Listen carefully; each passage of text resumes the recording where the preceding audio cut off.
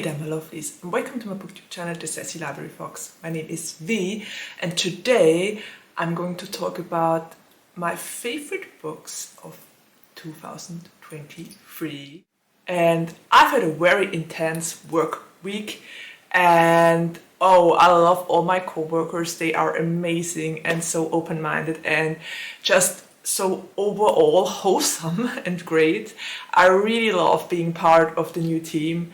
But yeah, those last couple of days were very intense and I get a feeling I'm really drained right now. I probably will need the entire weekend to get to a higher level of percentage. I think I'm currently at a low of about 30% or so, energy-wise, mind you. But yeah, 30% isn't a lot. I got my coffee at the ready and I thought it would be nice to talk about books I loved, because that is always easy. It doesn't take a lot of effort to rave about your favorite books. So here we are, and that is what we're going to do, and maybe my energy will get better while I talk about my favorite books of last year. So the first book I'm going to talk about, and which I absolutely loved, I think it was my favorite book of 2023. I even bought it when I was at the bookstore the last time with my sister, and it's Hell Followed With Us by Andrew Joseph White. And I love this book. I adore it so much. I don't know, this book means so much to me as a person, because it's I felt seen while I read it. I felt so seen, and I think that's something a lot of people might be able to relate to, especially a lot of people that read a book for the first time and they find themselves in it. And this book, this one, I'm going to put my coffee aside so I can show it better here. This book, amazing, just amazing. And before I rave about it even more, I'm gonna talk a little bit about what the book actually is about. And it's basically about a boy named Benji. Benji is transgender, and it's actually a pretty apocalyptic book, or well, we live in the world after the apocalypse. So Benji is the son of the woman who started the cult that basically erased almost 90% of the people on Earth. It's some sort of angel cult, and they use the virus to, well, how to put it nicely, to just let the people survive that belief. Anyway, Benji's mom is very religious, obviously. So she, was part of that apocalypse, and now is the leader. And Benji escapes with his father, but his mother already put a deadly virus into him and wants him to become the angel of death, more or less. So he's on the run, and yeah, things aren't looking all too well, and Benji has to hide. And yeah, it basically ends the way that he's hiding at an LGBTQIA+ center, or a former one, where there are a lot of diverse characters. I love the diversity of the characters. We really have everything the LGBTQIA+ rainbow is giving this world and gifting this world. So that was really nice to read about. There are people that use other pronouns. There is so much diversity, and even with other things like the culture of the people that live there. So that was amazing. And the leader of that LGBTQ shelter is Nick, and Nick is autistic. So I really love that. that we also got representation like this, and it was amazing. I absolutely loved and adored this book, and the character Benji was so relatable. I loved Benji a lot, but it's also, I mean, the virus, remember the deadly virus? It's very gory. There are a lot of descriptive parts that might not be for the faint-hearted. So be aware of that when you go into this. And there's also a lot of transphobia going on in the book.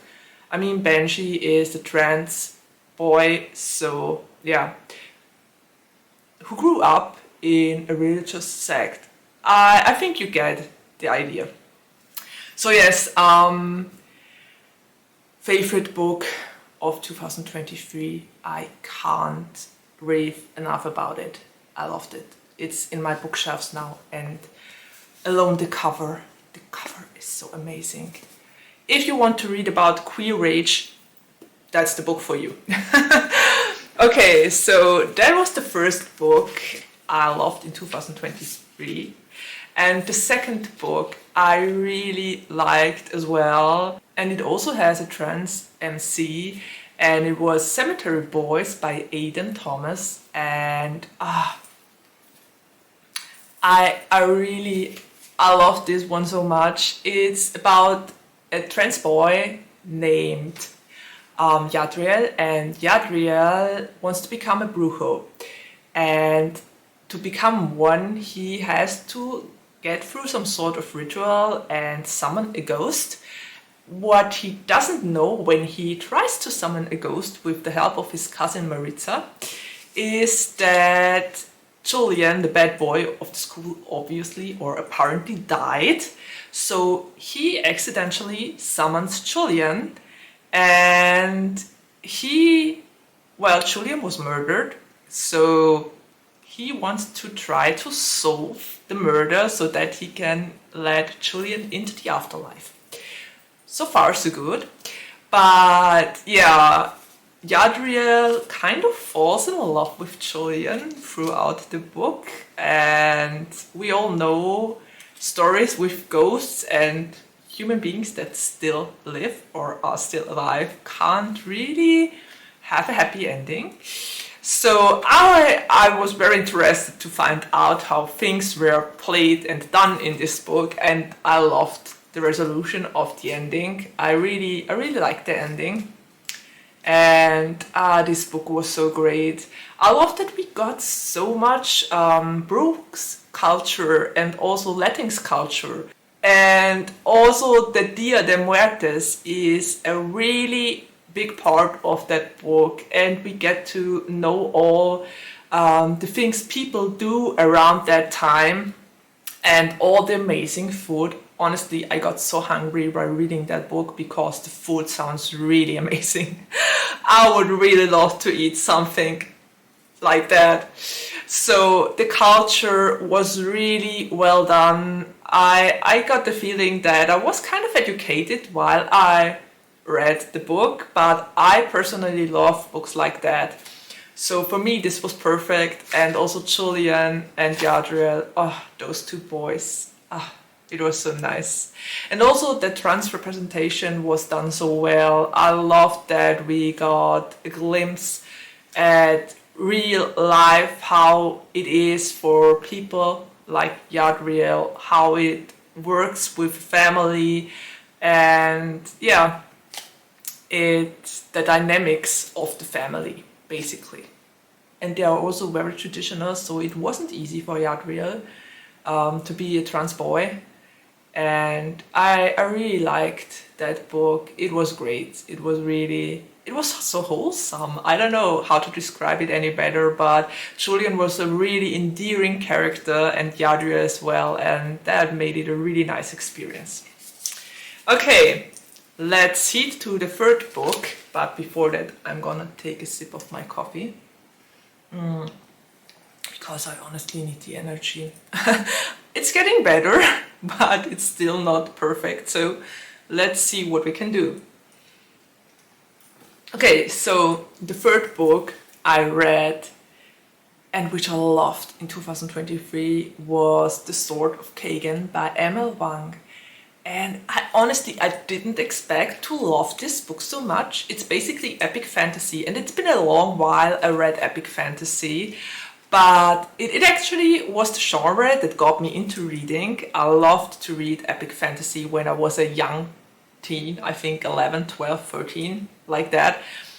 And now I'm more into the young adult LGBTQIA plus genre, but yeah, also fantasy, but not exactly epic or high fantasy. So I decided to pick up a high fantasy book or epic fantasy book at that, and I absolutely adored it.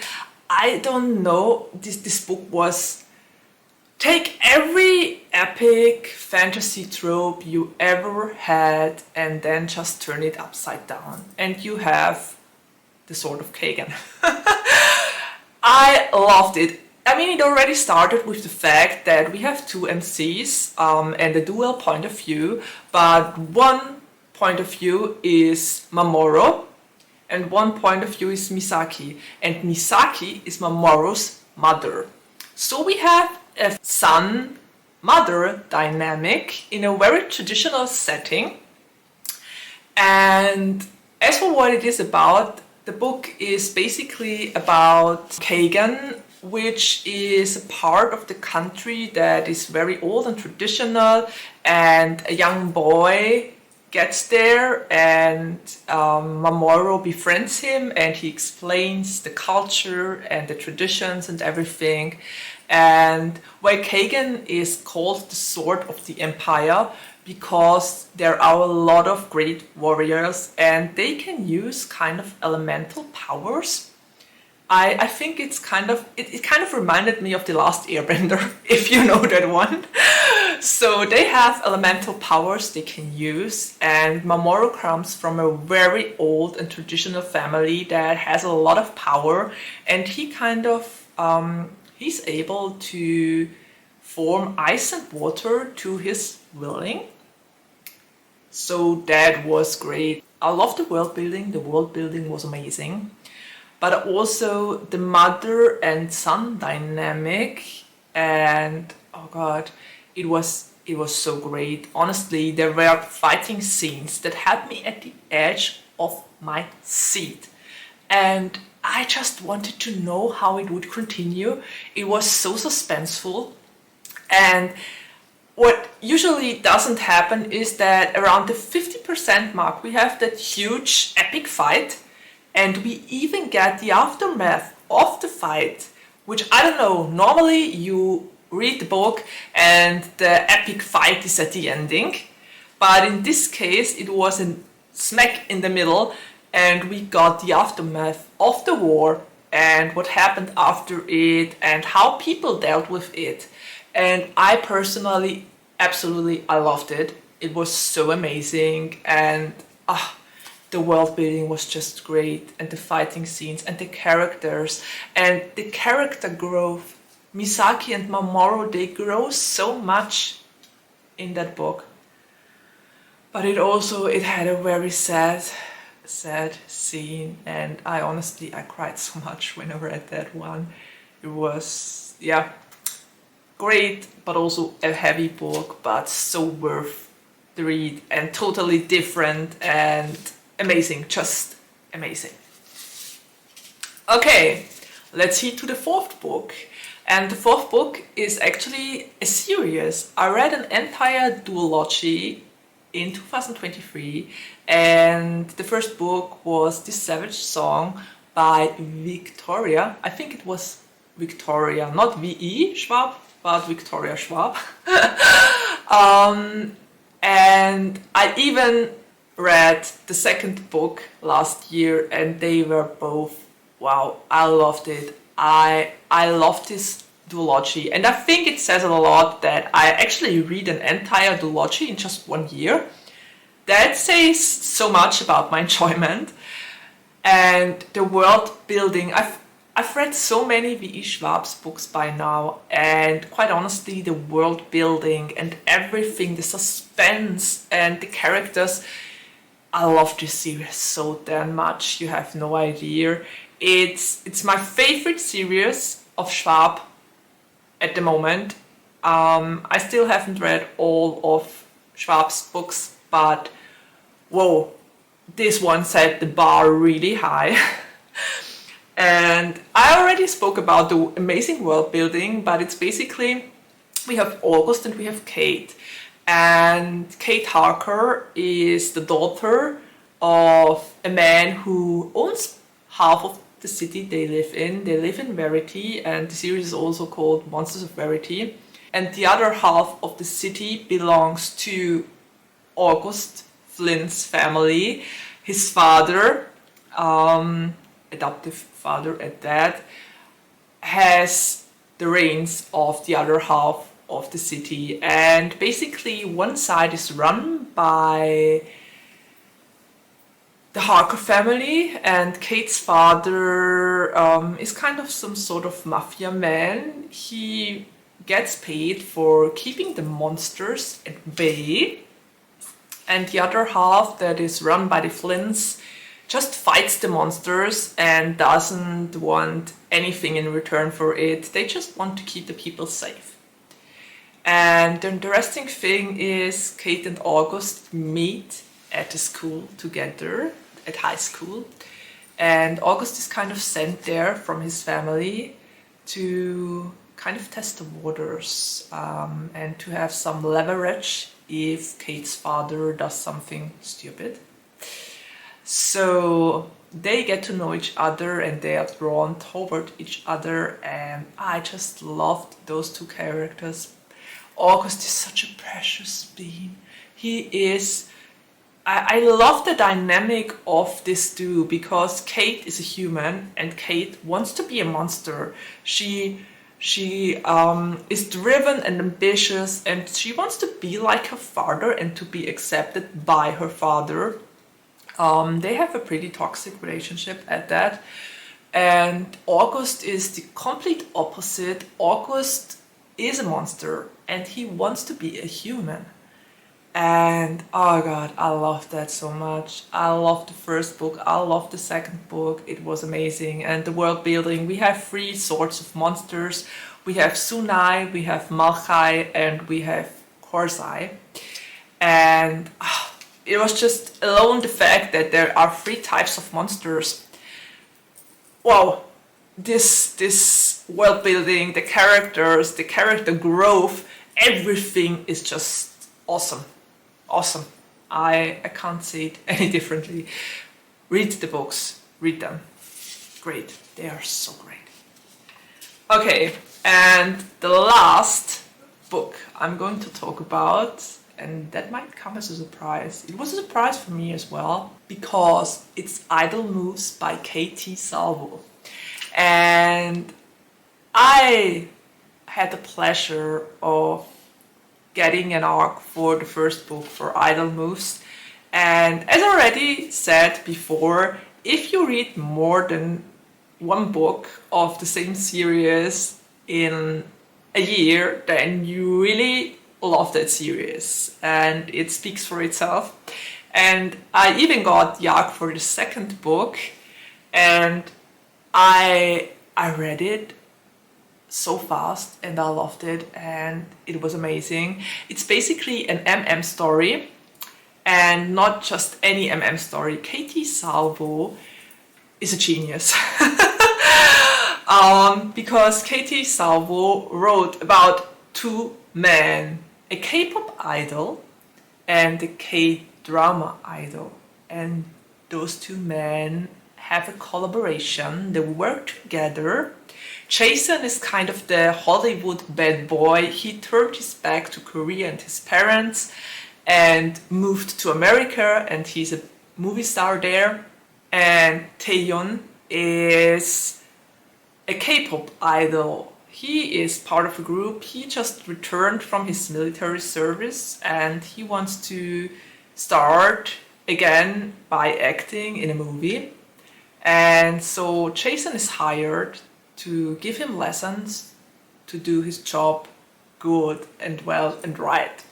So those 2 meet. They've known each other from interviews before. They haven't met yet, but they knew about each other's existence, and then they meet in the clash. And what I found really interesting was that in the first book I didn't like Jason because he seemed to be like someone who didn't care about anything, and I didn't really like Tae-young at first because he kind of seemed to be very standoffish. And those were the first couple of chapters when they were still just alone. But from the moment they met each other, I absolutely loved the book because those two, they challenge each other, they rile each other, and they have to communicate to get along. And then they fall for each other as well, and it was done so amazingly. And the chemistry between those two. And what I absolutely loved was their communication, how they spoke about things, how they addressed things, how they worked through things. In the second book, they worked through so many issues. And at times it feels like the entire world is against them, but they still stay strong, they stay together. They don't doubt their love for each other. They just take things in stride and fight what they can fight, and I loved it. I mean, an MM K-pop K-drama book series at that, and then with those amazing characters that actually grow, that try